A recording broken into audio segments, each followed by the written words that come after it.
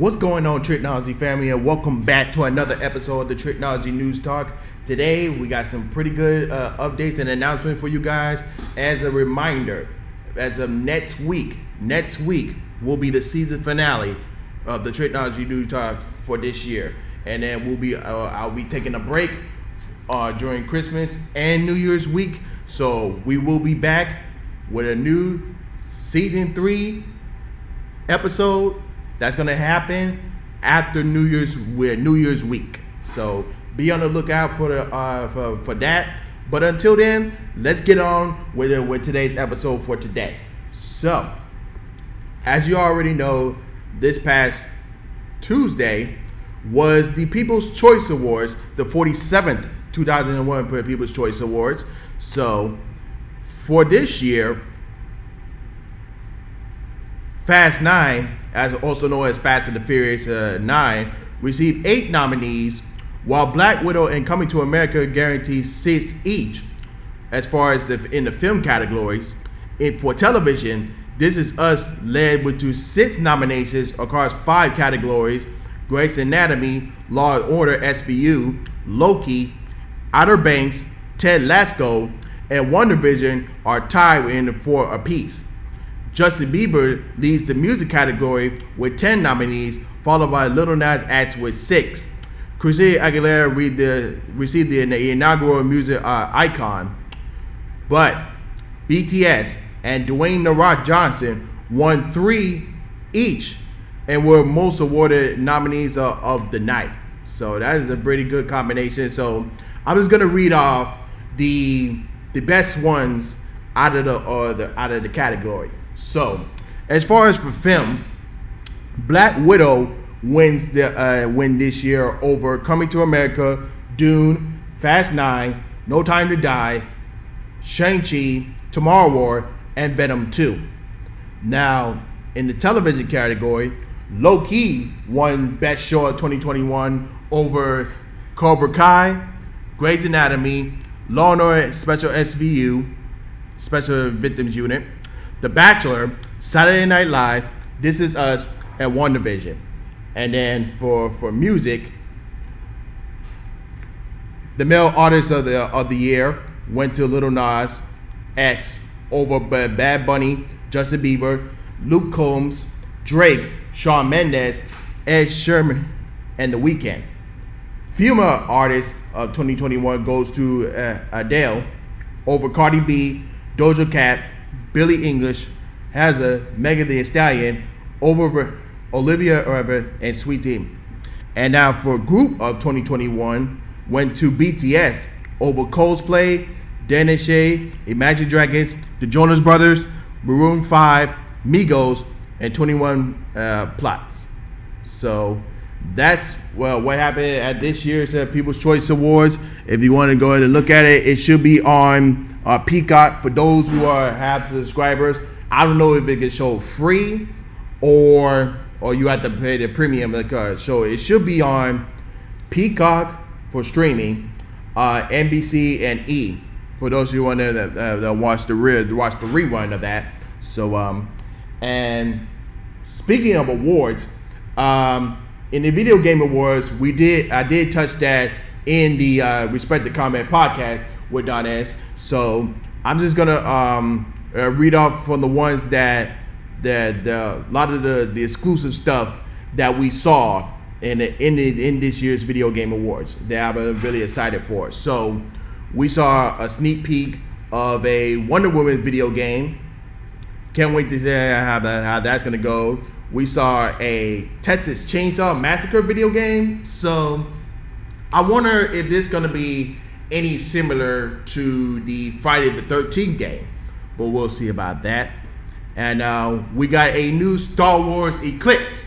So that one is going to be centered around the Old Republic. So y'all remember the Knights of the Republic? That was a really good game. So I hope this one be really as good as that too. So what else we got? Oh, we got GTA Online that follows Franklin from GTA 5, and then Dr. Dre will be the composer for that GTS online game. for that one. And then we finally got a official gameplay of the Suicide Squad killed the Justice League. So that was looking good. And then also, as far as the movie is concerned, we saw a clip from the Matrix 4 entitled Matrix Resurrections. And then also we got an official trailer for Sonic the Hedgehog 2. And then, of course, Jim Carrey is returning as Dr. Robotic.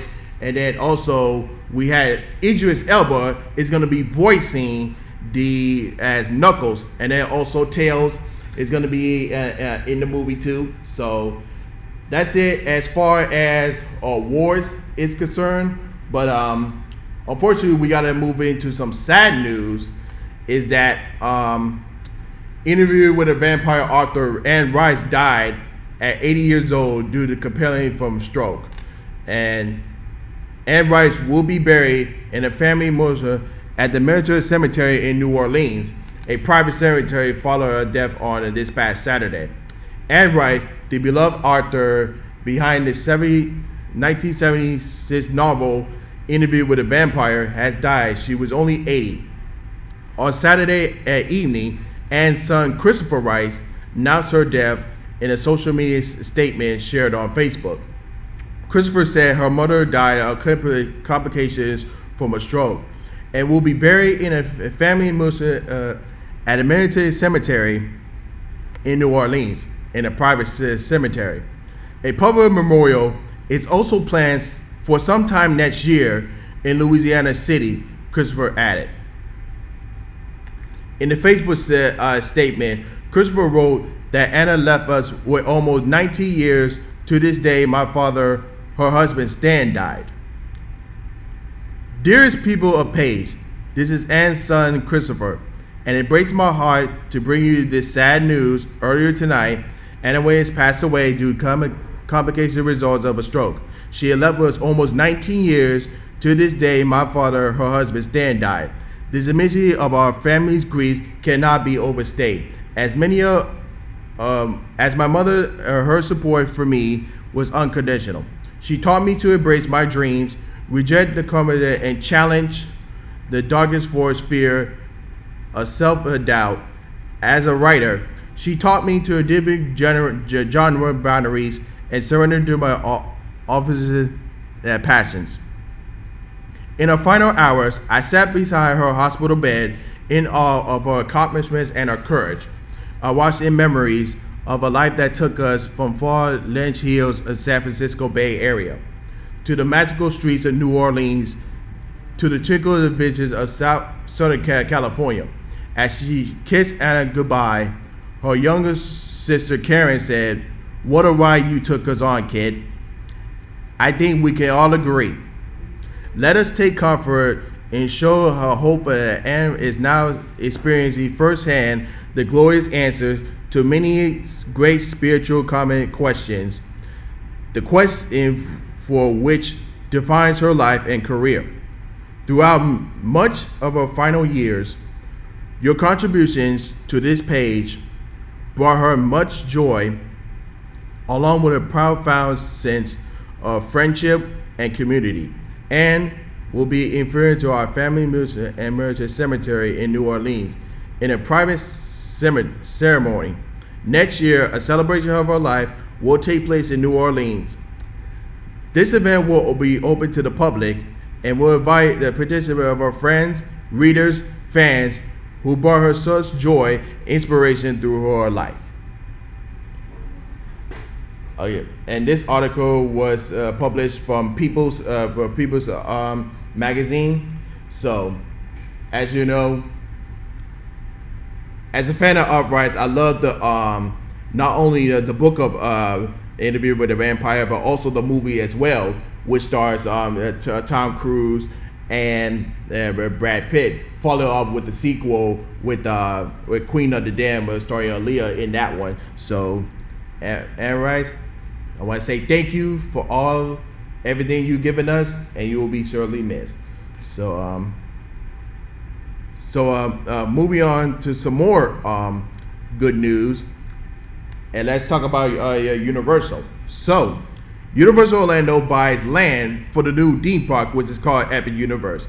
Epic Universe is Universal Orlando's next major project, expected to open in 2025 with a theme park, shopping, dining district, and hotels. So this is what All Ear has reported.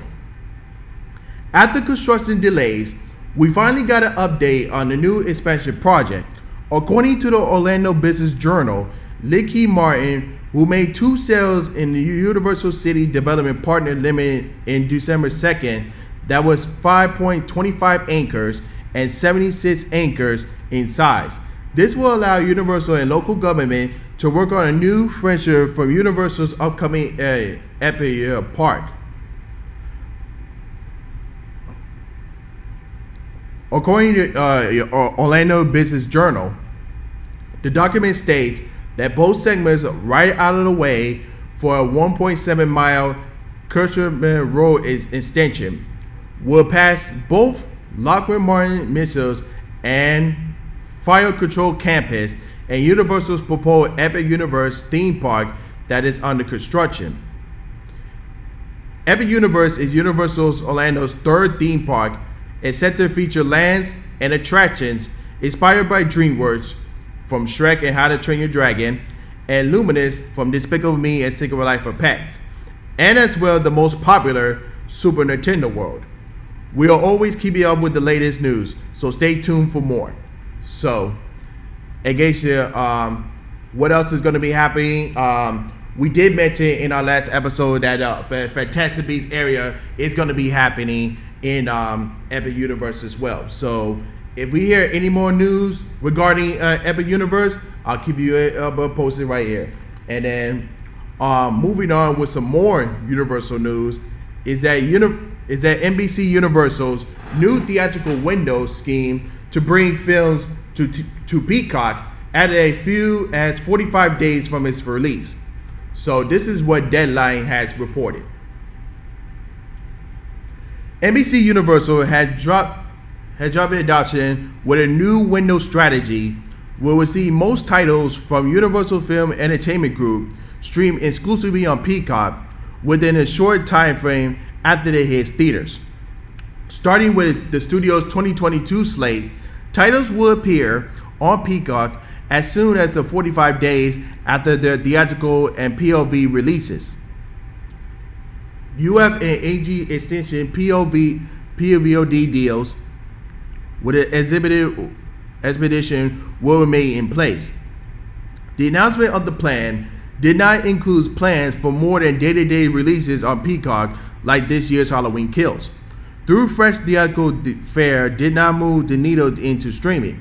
Peacock would launch it in the same span of months in which the higher flies like Disney Plus came into market, has 2 million most active users of the last summer. USC chief Jeff recently proclaimed that it was a way ahead of international projections. As the Investor Day in 2020, NBC Universal said it expected to reach 35 million users in the next 5 years. So, here's what 22. Keep it going. Here we go. Nevertheless, it notices that some of recent films titles are getting exclusive run on Peacock, and it could only help the service to gain more needed notice, given its time for the launch and pipeline for the original programming was not feel it could be due to COVID, the same issue that beveled HBO Max. The 2022 Universal FGEG, I don't know why they just put out the name, so, but anyway, theatrical slate includes 35.5, a spy thriller with Jessica Chastain, Penelope Cruz, Baby Fane, Daniel Craig, and Lupita Nyong'o. Ticket to the Paradise with George Clooney and Julia Roberts. The Phone Book from Blumhouse Productions starring Ethan Hawke, and Marry Me starring Jennifer Lopez and Owen Wilson. New movies from DreamWorks Animation include The Bad Guys, Downtown Abbey, A New Era from Focus Films, Ambience, a Michael Bay thriller, and we're all billed as the final installment for the Halloween franchise, how Halloween ends. So my thoughts on this is that they following the same route as Paramount Pictures did, as we announced that before on the episode, that Paramount has said that all their upcoming movies will be exclusive to Paramount Plus after their 45 days theatrical window. So I feel that Universal is following the same route as Paramount Pictures. So it's really not a bad thing at all. So and it also allows you to give Universal Universal to have their own streaming home for all the theatrical movies. So I feel like this is a good plan. So ain't nothing else to it. So I like it what they're doing. So and let's move on to our next topic for today. So even though the Miami-Dade County Fair had a little short run in November from December, but the fun will return in less than 100 days. You're invited to celebrate the 70th anniversary of the Youth Fair. Be there, #Miami Youth Fair. So these are the returning dates. They'll be March 17th through April 10th. So that's for those who are looking to have some fun. They go on rides and eat some goodies. So be on the lookout for those dates. And speaking of more dates, we got the official date of the Jazz in the Garden 2021, and we got the list of lineups that is going to be happening in the Jazz in the Garden. So here's the few lineups starring Mary J. Blige, Her, the Isley Brothers, Rick Ross, SWV, The Roots with special guest T-Pain, Stokely, Jonathan Reynolds, Mike Phillips, Mark Anthony Phillip, and hosted by Ricky Smiley. So that's going to happen March 12th through March 3rd, 2022. Tickets are available right now. It's going to be at the in the city of Miami Gardens. So for those who are in the Miami Gardens area, be on the lookout for that. And then moving on to some more updates. So we finally had a trailer to the new Spider-Man Into the Spider-Verse sequel called Spider-Man Across the Spider-Verse Part 1. That's right, we're getting Part 1.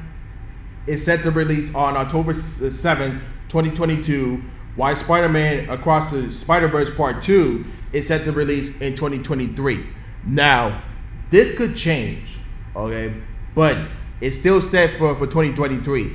But it might change to 2024, but right now, it's set to 2023. So, as we already knew that Part 1 is already set for October 7th, 2022. So we're gonna be on the lookout for that one. And then let's continue moving on with some more news. Is that in an interview with Cinema Blends, Marvel Studios president Kevin Feige confirmed that if and when Daredevil makes his official debut in the Marvel Studios MCU, the character will be played by Charlie Cox. So Marvel has finally got the rights to Daredevil. I hope they get the rights to Luke Cage, Jessica Jones, and also Iron Fist as well, which they're no longer having seasons in Netflix. So Marvel, it's time to get the rest of them. We already got Daredevil. Now it's time to get the rest of the folks from the vendors. So if I had to take a guess, well, this is not really a guess. Some of them might be spoilers with some of the steals from Spider-Man No Way Home that's saying that, that Daredevil is going to show up there. So that's what I'm saying. Daredevil is going to he's going to show up in No Way Home. I guarantee it. Based on how the storyline for No Way Home is. So if he doesn't show up there, maybe he get his own show or film, or it might appear on another project. But we'll just have to wait and see what's exactly going to happen. But in some more shocking news, is that Jake Paul announced on Twitter that Tyron, the Chosen One, Woodley, has accepted a rematch on December 18th after Tommy Fury dropped out of the fight due to medical reasons. Paul also said he would be willing to give Woodley an additional $500,000 if he able to knock him out. Wow. So we are getting Paul and Woodley 2, which is, I don't know. I just hope Woodley gets his redemption on Jake Paul. If he doesn't, we all know what you don't want to know how my reaction is gonna be. But man, we were so looking forward to Jake Paul and Tommy Fury. But now we gotta wait there for another time for next year when they gonna set up another fight for that one. But anyway, that's all our news that we have for today, y'all. As I mentioned before in the beginning of the episode, that next week will be our season 2 finale, and we'll be taking a Christmas and New Year's break, and we'll be back for season 3 after New Year's week. So I want to thank everyone who was able to listen for the whole season 2. I want to thank all the special guests that was able to join the show, and we'll hopefully we have some new stuff coming for y'all next year. But until then, guys, like, comment, subscribe, and hit the notification bell if you're watching on YouTube. And for those who are listening on Anchor, Spotify, and Google Podcasts, don't forget to go in the description below and go to the YouTube link and post your comments there and let me know what are your thoughts and opinion that was said on today's episode. And until the next episode, this is Trico, and I'm signing off. Peace.